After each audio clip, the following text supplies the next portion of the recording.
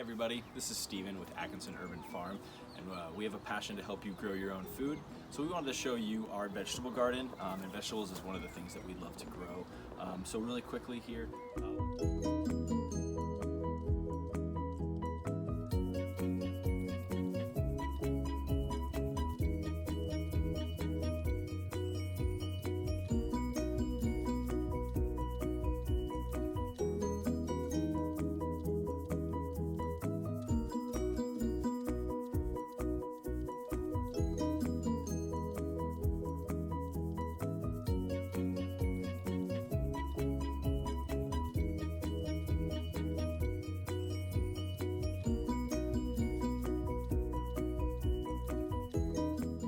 Show you our beds.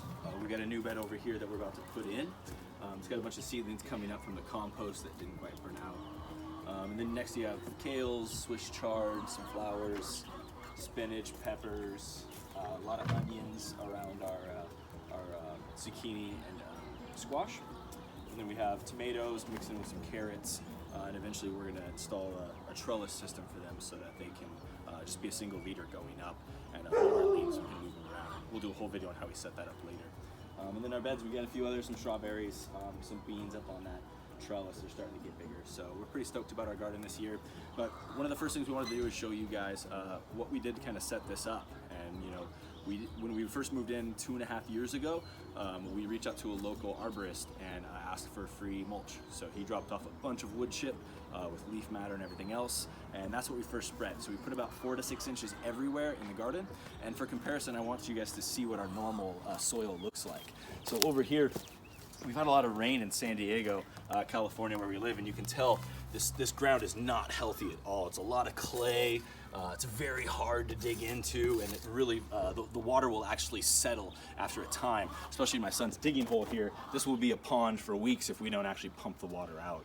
So over here is a much different story. So we've actually, with the mulch, created a natural environment where bugs are now back into the breaking things down. So even here, just in our walkway, where we don't even necessarily plant anything, you can see how dark and rich that is, just a couple inches down. And I haven't hit ground yet, almost there. All right, so I just now hit it. You can get a little bit closer. You can see I've got at least 4 to 5 inches here of really good soil that's breaking down. And the way I see this is what's all around my plants. So I don't want to just focus on mulching and making sure I have good soil in my beds, which I do. I want to make sure that around those beds is also healthy and vital. I recently took an urban farm class last year, and it taught me a lot about no-till gardening and permaculture, and just being able to have good active microbes and things that are constantly breaking down, and what's a long-lasting nutrient and what's something that's readily available. So the difference in those is super important. We'll do a video on how we started that bed and what I used, all locally sourced. Actually, in my own garden, I made 3 different compost sources, mixed in with just a little bit of sphagnum peat moss that we bought and some other things. So thanks for hanging out with us. I highly suggest that you do some sheet mulching, which I didn't even know that was the term at the time, but get some good ground cover. You know, some people use cardboard.